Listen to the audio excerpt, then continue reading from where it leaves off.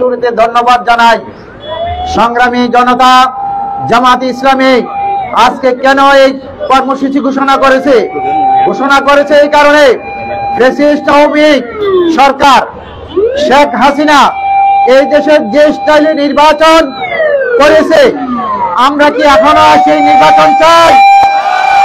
যদি না চাই, সুষ্ঠু সুন্দর একটা নির্বাচন যদি করতে হয়, এই জন্য যে পদ্ধতি দরকার সেই পদ্ধতি হলো পিআর পদ্ধতি।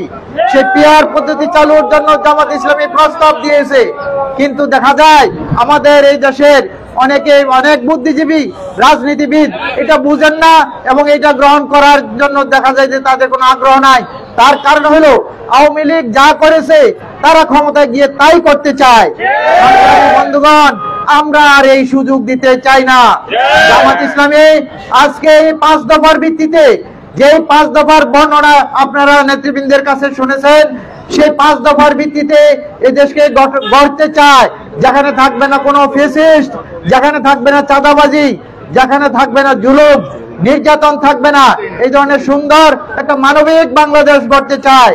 আমরা কি চাই এই ধরনের বাংলাদেশ? যদি চান তাহলে আজকে আগে এগিয়ে আসুন।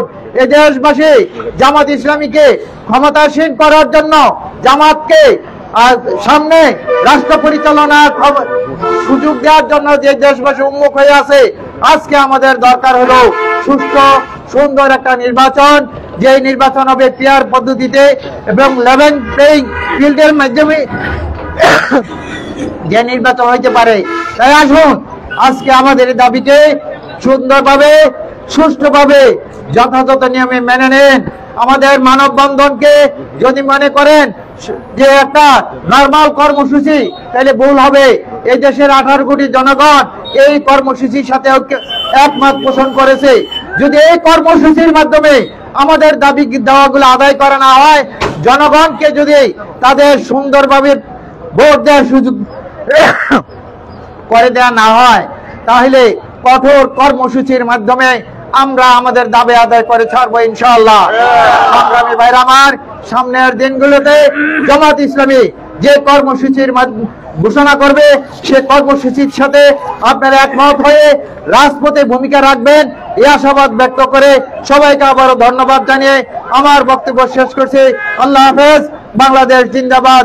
জামাত ইসলামী বাংলাদেশ জিন্দাবাদ।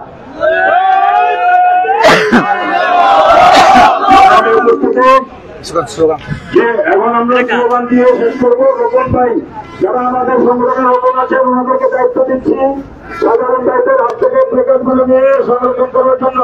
রোকন ভাইয়েরা নিজ দায়িত্বে ভাইদের কাছ থেকে প্লেকার্ডগুলো নেবেন।